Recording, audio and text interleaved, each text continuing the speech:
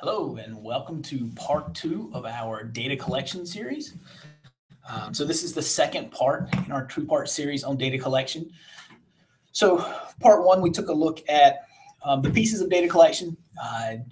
Then we looked at DC console and the DC mobile. Today we're going to take a look at advanced console and WMS. And so we are going to dig into those a little bit more. The Q&A session should be there. We were having some problems with it earlier. Should be there. You should be able to ask questions. If for any reason the submit question button does not show up, if you go to our Google Plus page and comment on the event itself, I'll try to keep an eye on that also and should be able to see if any of those come up and answer any questions that might show up on those comments. So so we're going to go ahead and get started. We're going to jump over to, I want to show a website real quick. So we have on our SalesPad.net website under data collection, under the product page, we have a breakdown of what's included in each of the offerings or each piece of our software associated with data collection. I want to show my other screen here real quick. So if we take a look at that on my screen here, so this is the web page that I was mentioning. It really just shows a breakdown of each piece of data collection and what differentiates the two. So mobile is kind of irrelevant as far as between console, advanced console, and warehouse management. So we have our mobile component. We have console, so everything in this column is included in console, and you'll see it's included in all three of the software. Once we get here, then we'll start seeing things that are in advanced console and WMS and not actually in regular console. So there's multiple different things here, multi-PO receiving, bin lookup, receipt workflow, which is one we'll take a look at here shortly. And then we get down to the bottom and we see the separate pieces that have to do with these are in WMS only, not in advanced console. So again, when looking at advanced console versus WMS, there are a couple of things that really a deciding factor of when you should go from advanced to WMS. So advanced console is essentially a step up from console. There's some additional functionality there that you gain access to, things like your package editor, package setup and package editor. There are the serial lot attributes, the receipt monitor, you have receiving workflow that you can set up. So there's some more advanced pieces that you have access to that allow you to kind of expand on what you have or what you are doing within data collection.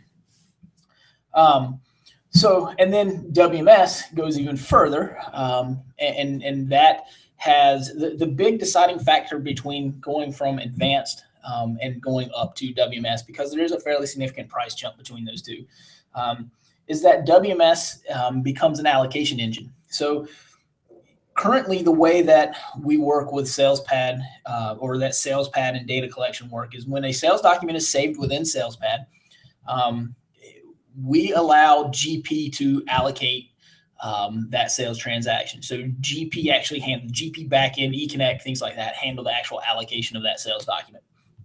And so we don't have a lot of control over what documents get allocated, when they get allocated, that we don't have control of those pieces.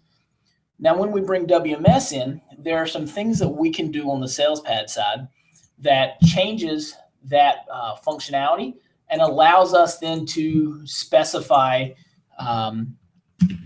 WMS as our, so we can allocate with data collection. So then this points to WMS, and WMS actually becomes that allocation engine. And so what that means then is that we have a lot more control over when something gets allocated, how it gets allocated. And again, this is not fulfillment yet. We're actually talking about true allocation. But we can start introducing things like customer reserve stock, where we can say this customer, they have reserved inventory, and once our inventory gets down to that level, only sales orders for that customer can allocate that inventory. Outside of that, all other customers go to back order. So those are the types of things that we start looking at when we start talking about going to or jumping up the next step into WMS. So let's take a look real quick at both of those pieces: data collection, advanced console, WMS, and then I also have mobile open here in the background as well. So I've got them stacked. I just want you to see. So this is data collection, advanced console. This is WMS here in the background. And I just wanted to kind of show you, just from the ribbon bar, you can see some additional things that are available in WMS that are not available in advanced console. So we're going to start there, start in advanced console and start talking about some of the things that make this different from standard console. So again, we still have our data collection server. There's a lot of overlap. So essentially everything that's in data collection console is also in advanced console, but then we add pieces on top of that. So I'm not going to cover those things that we looked at last week when we were looking at console. I don't want to be redundant. There's a lot of things I want to cover today, and I don't want to run out of time. So just as a recap real quick on questions, if the QA box does not show up for you to be able to submit questions on the right, you can submit a comment or comment on the actual event on the event page, and I will be watching that. So I should be able to catch questions from there also. So, all right, advanced console.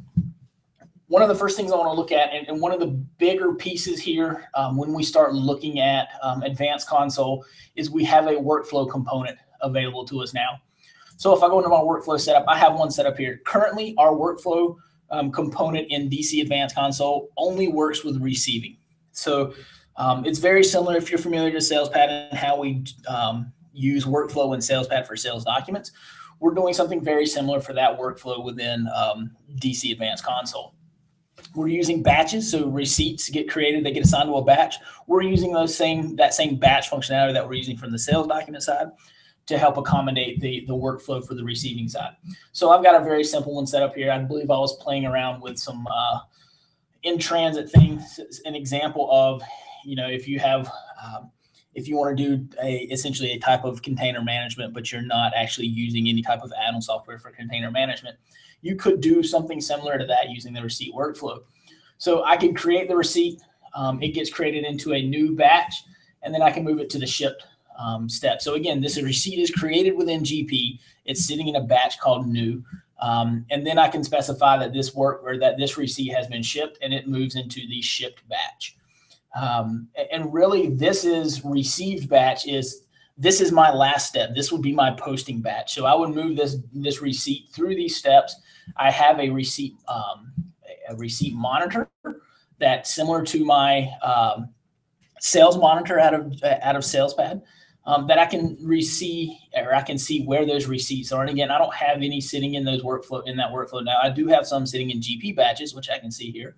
But I can see these other, I have these other batches set up, and I can see what receipts are where in that workflow, what those receipts are, what the POs are associated with that receipt, the vendor associated with that receipt, the purchase order amount or the receipt amount associated there as well.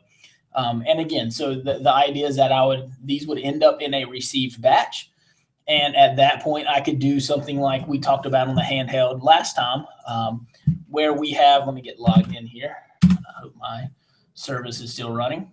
But we could do something like confirm receipt. So we created the original receipt off of the paperwork sent from the vendor saying that it was being sent.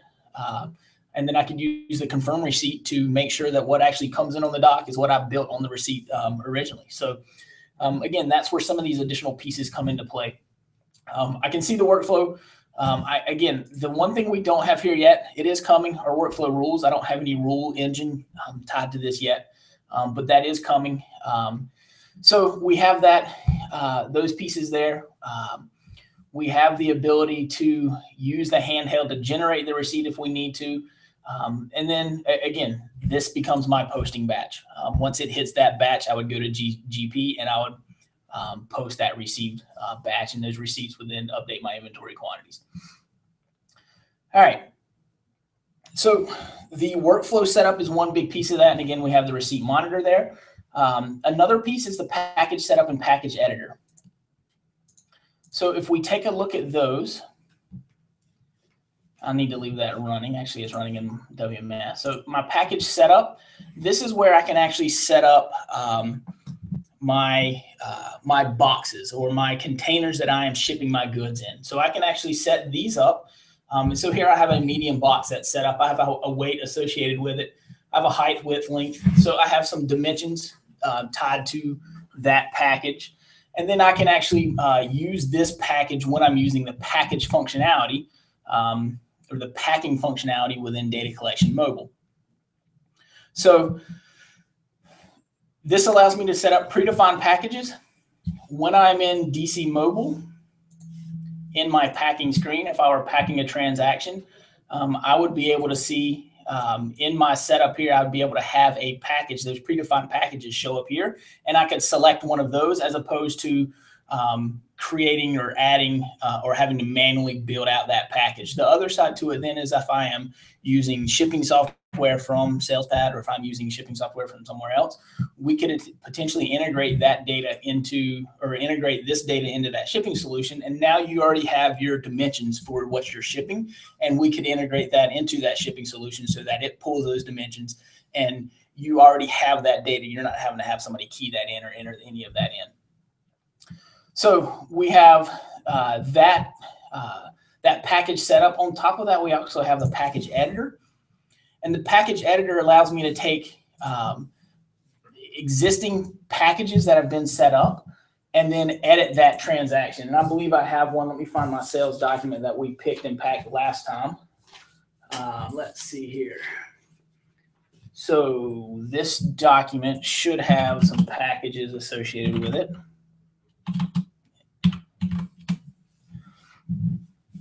And so we can see here, I'm going to try to change this up a little bit so you can read it a little better. So I have two packages associated. So these weren't using my predefined packages. If they were, this data would be filled out for me already. But then I can see what's in each package. Package one has these 3 items in it. And then package 2 has these 2 items in the quantity serial number associated with them. So I have package level detail at this point. And again, the idea is that I can take this data and use that further. If I'm needing to tie into EDI transactions and do my ASNs and I require carton level detail, this is my carton level detail. If I need to do things with integrations to shipping software, like I mentioned before, we have that detail here. The other side to it is this data can be reported on from other places. So if you have customer service reps that, the customer calls in and says, you know what, I did not receive, I only received 5 of my HD60s. I did not receive the additional 7. Looks like I ordered 12 to begin with. And so then you can actually go back and you can look and say, okay, well, show me, did you receive this 100 XLG? If so, what are the serial numbers that you received? Oh, you did receive serial number 1. Well, the HD60s were supposed to be packed in the same box. And again, your users have more information at their fingertips to talk to the customer, communicate with the customer. So again, this is your package editor, package setup, package editor that you have access to and can use in Advanced Console. And again, this is against a sales transaction. So we also have some additional serial lot attributes here. So again, the idea is that you can edit serial lot attributes. One of the big pieces here is the lot attributes. If you're familiar with lot numbers and editing lot numbers in GP, it can be a real pain when you try to edit lot attributes. The window is buried multiple levels deep if you have to go back and you edit those lot attributes. I'm going to fire up GP here real quick and we can take a look, or just so we have it available to us. But we have the ability then to edit those lot attributes here. We can set expiration date. We can set manufacturing date. And again, those are typically associated with that lot attribute window. I do have one other lot attribute called color, and I can specify that, or serial attribute here that I can specify and set that data at this level.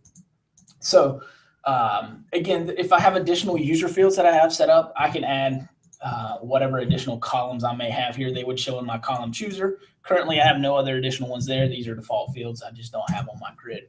So I could set my lot attributes here, or having GP launched now, let me go ahead and log into the correct company.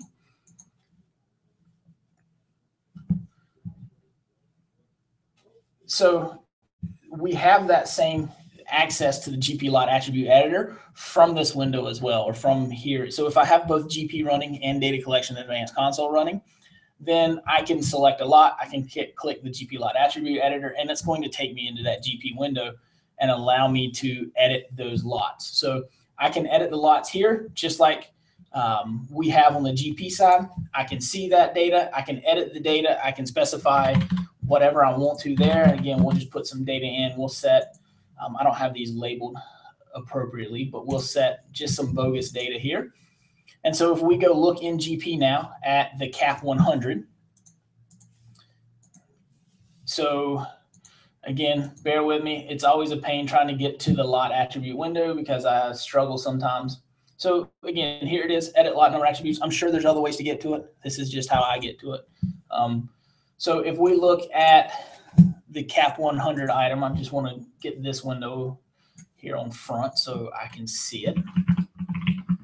So again, hoping that I'm in the same database, and it doesn't look like I am, but I would be able to see whatever lot information I associated there on that lot for this cap 100 lot A, I would be able to then see in this window. So again, we're reading and writing to that same data. Now, this color, this would be a SalesPad or a data collection user defined field, and we'd be able to have those additional fields. So again, we're going to allow you to write through this GP lot attribute editor. We will allow you to write to the GP standard fields that are associated with your lot. But then you can also add data collection lot user fields as well. And those would also show up in this column. You could do additional things there with that data. So again, we're going to expand on top of what you have offered through GP as well. We've got serial lot attributes. Again, that's only available going into advanced console and up. So you'd have it in advanced console, and then you would also have it in DC WMS. All right.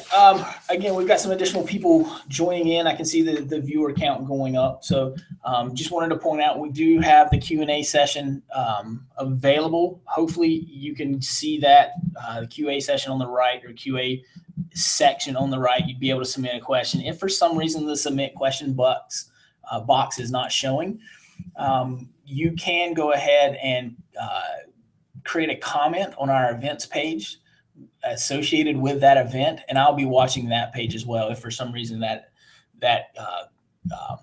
Q&A box is not showing up. So we've had some issues with it here lately. So all right, jumping back over to data collection. So we talked a little bit about the receiving monitor. We talked about packages. Receiving and receipt processing, those are pieces that are already in DC console. So just for comparison, I'm going to open up just standard DC console. We can take a look here and see the difference between what's in the ribbon. So again, you'll see there's much less in the ribbon for DC console than what's in DC advanced console. All right. So one other thing, another key thing that we want to take a look at with DC advanced console, you'll notice is not here, is grid reports.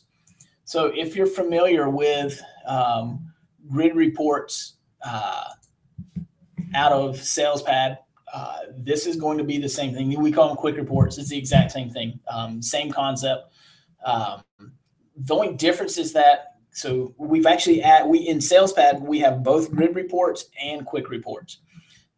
The difference between the two is that a quick report has an actual file associated with it. So somewhere out in a folder, there is a file sitting out there that I believe it's SPREPT is the extension on the file, and that is a quick report file. Within that file, there is essentially XML showing you or telling SalesPad what data, there's SQL typically included in there, so what SQL to run, and then how to display the results of that SQL. So you have you define your columns, you define, there's a lot of different things that you can define in there, but you have the two pieces are SQL and then the XML telling us how to display that, telling SalesPad how to display that SQL.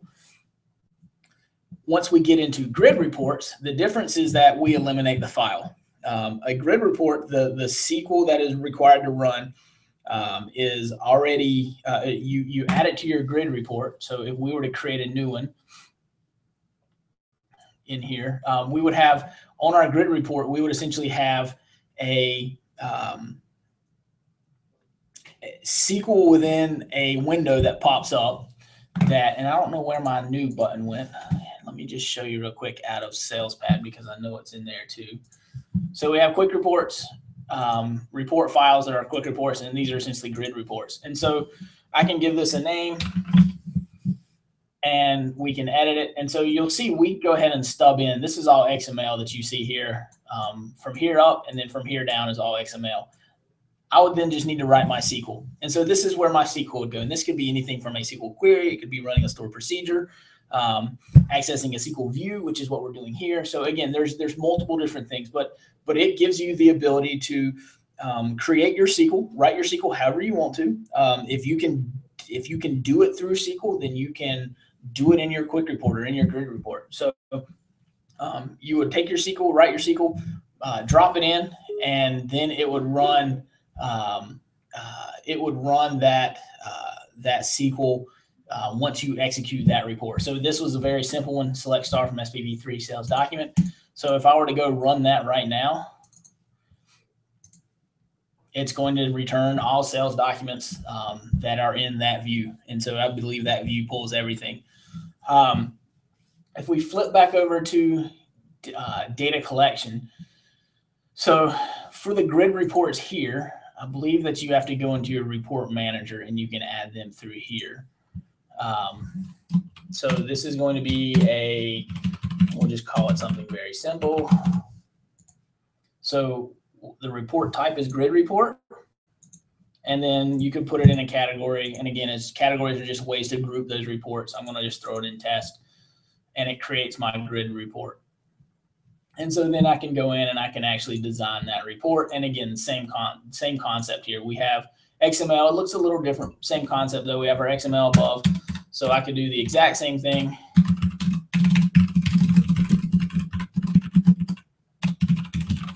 Assuming that it has an S on the end, and I can't remember because I didn't really look. So it does not. So we'll just take this and throw it in here. And so now when I go to my grid reports, I have category test and I have my actual grid report. And so I would actually have to specify. So data collection runs in a separate schema. And so I would likely have to specify my schema in that SQL as well. So it's going to be in DVO dot. Well, there, return all my data. So again, I returned every column out of it. It's not going to be ideal because there's only certain columns we don't want to return. But if you'll see, here's my data. I can expand that out a little bit and we'll see that, take some of these out. But again, we've got data here that shows all sales documents. So again, same view or same type of data that you're returning before. In this grid report, a lot of what you want to do, so you're going to want to specify your columns. And we're not going to go into any great detail about writing grid reports, but you could specify your columns that you have returned, so you wouldn't necessarily have to do. So we could do sales.num, sales dot type.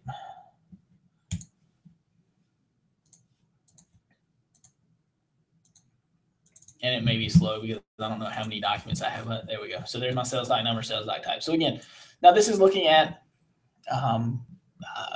data out of Great Plains, out of GP, sales documents. So there may be DC tables that you want to hit here. There may be GP standard tables that you want to hit here. Again, if you write it in SQL, whatever you wanted to do in SQL, you can likely do it in your grid reports. And have that data return there. So again, another perfect example would be if you have a smart list in GP that you run, you can have that same smart list data.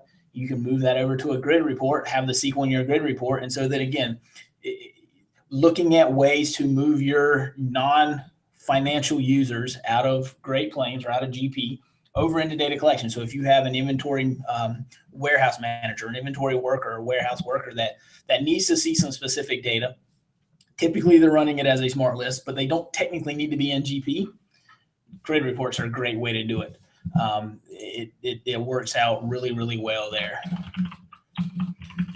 All right, so the other thing that we want to take a look at, or that's pretty much it on the advanced console side. So again, some of these, if you need those additional pieces, that's where you may want to jump into over to advanced console. And again, there is a price increase from console to advanced console. You'd have to check with your SalesPad sales rep. They'll be able to give you what that actual pricing is. But again, there is a step from console to advanced console to WMS. So probably the two biggest pieces that we see used the most for users moving to advanced console.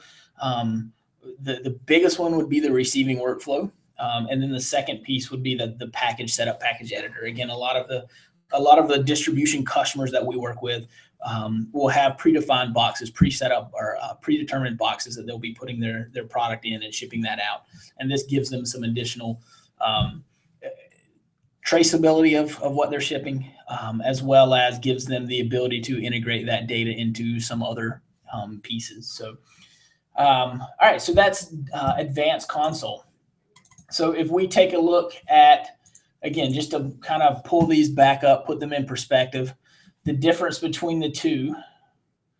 So if we look here, again, we notice that there are some additional things that are showing up that we would only get when we move into the WMS side of it. And again, the biggest determination between when should I go from advanced console to WMS is going to be around that allocation engine. So that's the big piece within data collection. So we have between advanced console and WMS. So let's take a look real quick at WMS. So WMS is a site license. Once you decide that you are going to go with WMS, you essentially are buying one seat of WMS. That is a site price. And then for any of your additional users, you're going to look at probably putting them on advanced console, which tends to make the most sense. So you have your WMS side. WMS would have essentially this. You would get this console or this look. So this would run on one machine. This becomes your allocation engine. You can also use this to be your data collection server.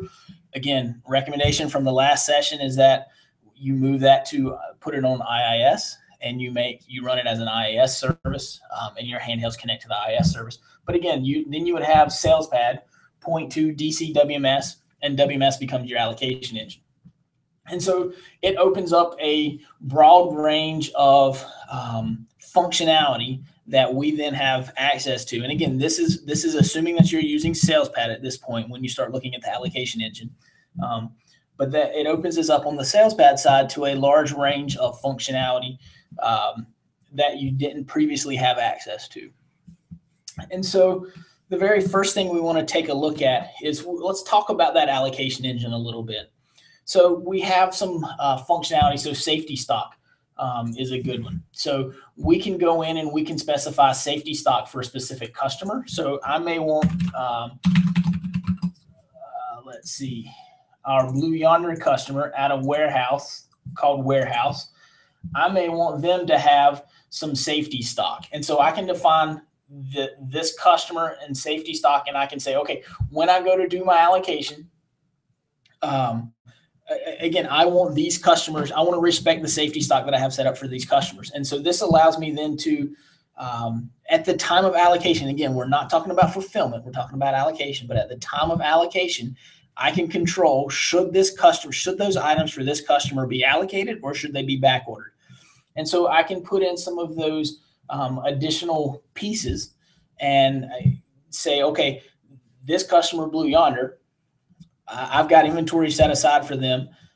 Only they have access to it. So if I use up all of my other available inventory and that customer goes and places an order, I have this additional inventory reserved for them.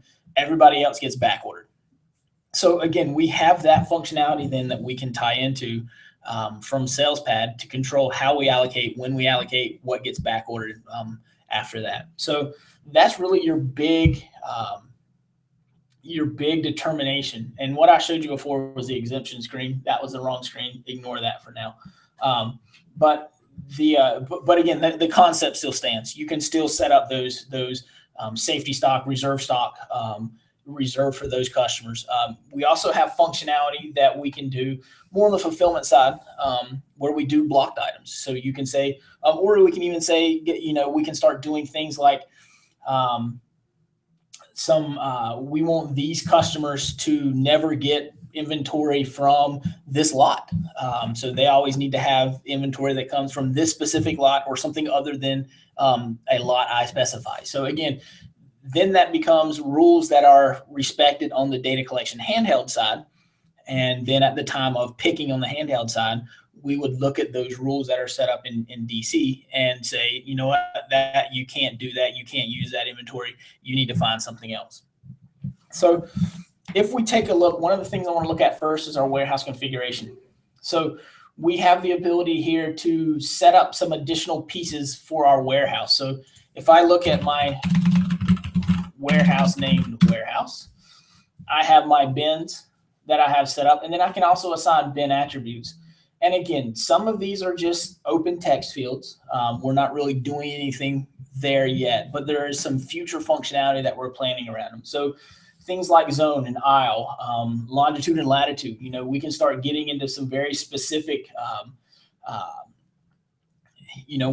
one of the things we're looking at doing is additional picking functionality where we can make suggestions about your best suggested pick path or next item to pick.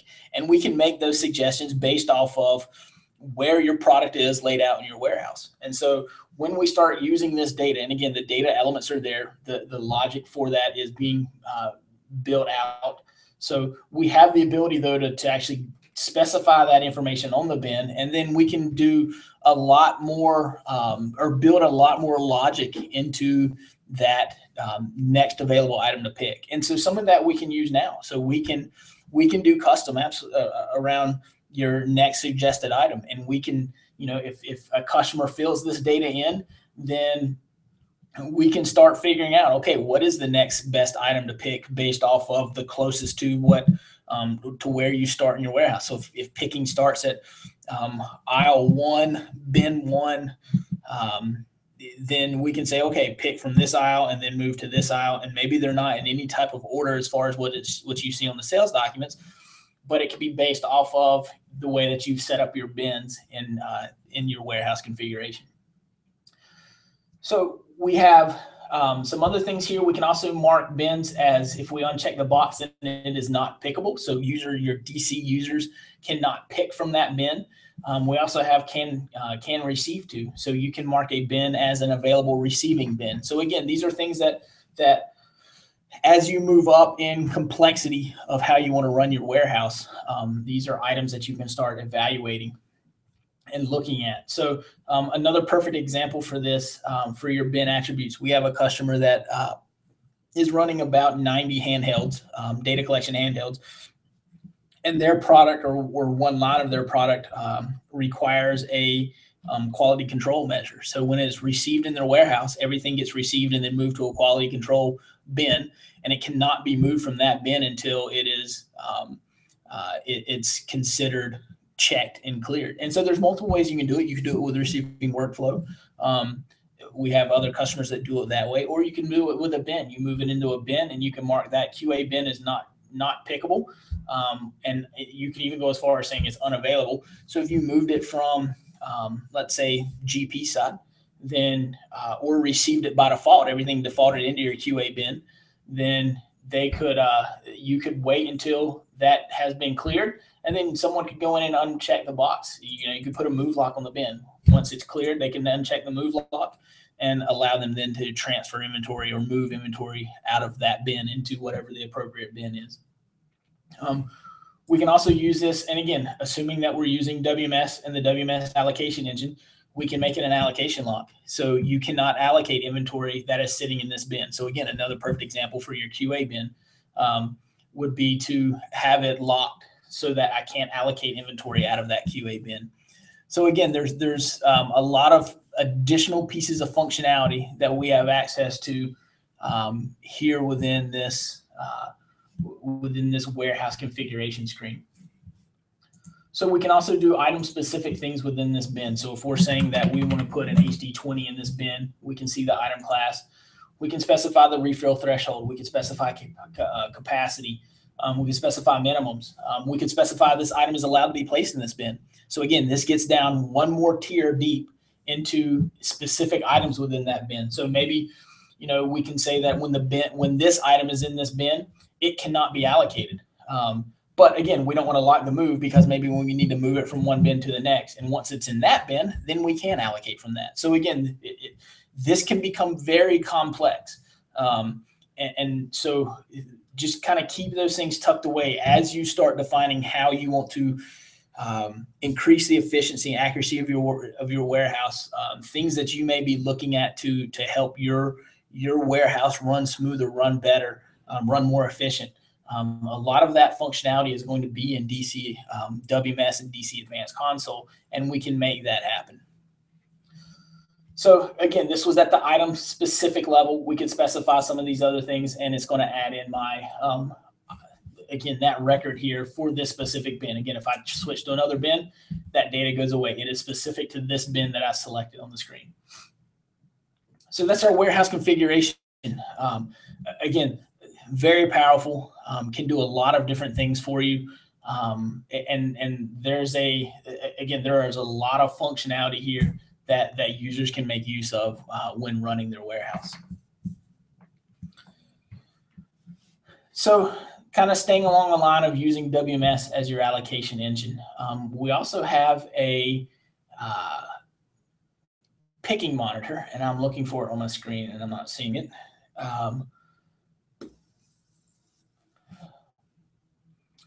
Not sure what I've done with it.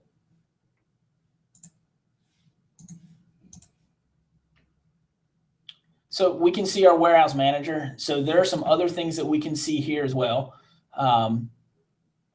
If we're using this as WMS, so again, we would want to start this. So this is when we start using the allocation. We can have a frequency. We can have this looking at a specific batch as well. So the idea is that, again, we can have this, again, going from the allocation engine side, we can have this monitoring a specific batch. We can have this running every 30 minutes, let's say.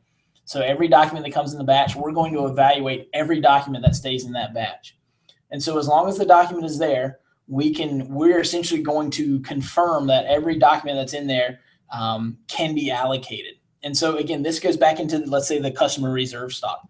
So I have 15 documents that I have for a specific item that they've been saved, they've moved here, they've been allocated. And then I get my customer that I've used up all of my available inventory. I have reserved inventory set aside for one specific customer, or that customer has precedent or has priority over some other customers. When their order moves into this batch, this is going to reevaluate every document in that batch every 30 minutes. And if a new document moves in there that then takes allocation precedence over some other document there, then it's going to end up taking one of those documents that was previously allocated, back ordering it, and allocating to the document that has the higher priority.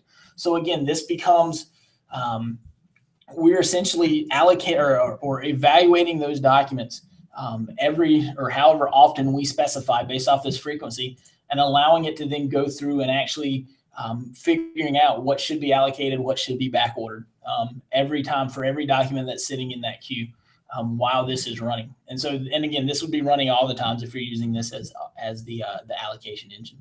And then you have some reporting functionality here at the bottom, seeing some of that additional information as it goes through, and what document is working on, what item is working on, and so forth. So you would be able to see that here at the bottom as well.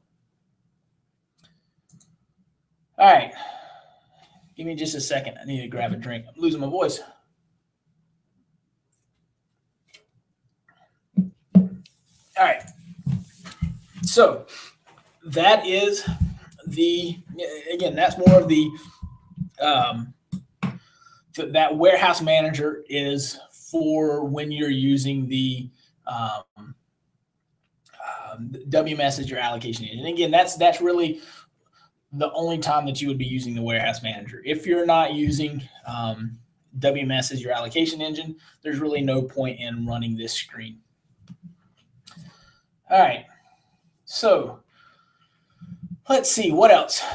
There was one other piece that we really didn't hit on, and again, it's not necessarily part of, doesn't require, so it's part of DC Mobile, doesn't require that you be running any of the different console versions. You don't have to be running advanced, or you don't have to be running WMS, but we do have the manufacturing pieces, and my session's timed out there. And again, that's driven by settings, so you can change that timeout. We talked about this a little bit. We have the manufacturing transaction entry. This is available starting in June. So we have essentially 4 different options that we can do with manufacturing. So we can reverse issue against a work order, and then we can reverse issue scrap against that same work order or some other work order. So those are your 4 options. Again, this is not going to run unless you have manufacturing installed. Matter of fact, I don't even know that the option, I don't think this option will even show on your screen, because we checked for some manufacturing tables. If it does show and you don't have manufacturing, you may very likely get an error message here, or if you have manufacturing disabled, you had it at one point in your company, like in Fabricam or something like that. But again, so you pick your MO, specify your item, your bin and serial number that you're using, and the from site and to site, which those will be coming off of your manufacturing order, but you could change them here, and then the quantity that you're going to use. And so again, this is you're issuing raw material against a manufacturing work order. Again, this is making the assumption that you've already scheduled and built your pick list out of GP for that manufacturing order. So that is required for you to be able to issue, at least from data collection, against that manufacturing order. All right, so that pretty much covers the items that I wanted to go over today for data collection. Again, I haven't seen any other questions come up. I'll hang out on here for a few more minutes to see if anybody has questions. If you do, again, it can be about anything from today as well as anything from the previous session, or about data collection in general. I'll do my best to answer those. But that's it. That's Advanced Console. I would recommend, if we pull the that web page back up, that you guys go out and take a look at this page. Again, you can get to it if you go to our main site. We'll just walk through it real quick. If you go to Products for Dynamics GP, go to Data Collection. It's going to be right here. So this is how you get to that page. And so you would be able to see all of the different components of mobile. And again, manufacturing is not going to show in here because it still hasn't been officially released yet, but this will be updated to reflect that. And then you'll see the additional pieces that are available between console, advanced console, and WMS. All right. So again, I appreciate you guys spending your time with me today. I'll hang out for another couple of minutes, see if you guys have any other questions. But that's pretty much it. Again, appreciate your time. Thanks, guys.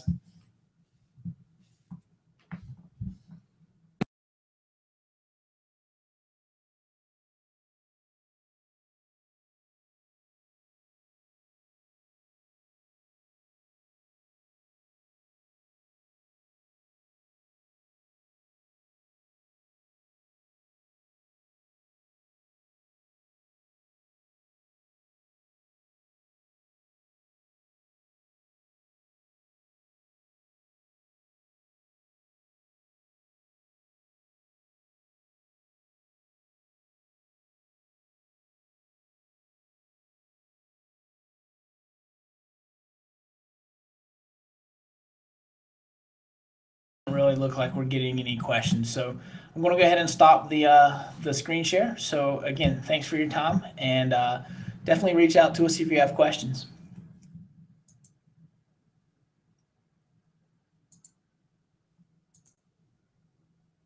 Thanks for your time, guys.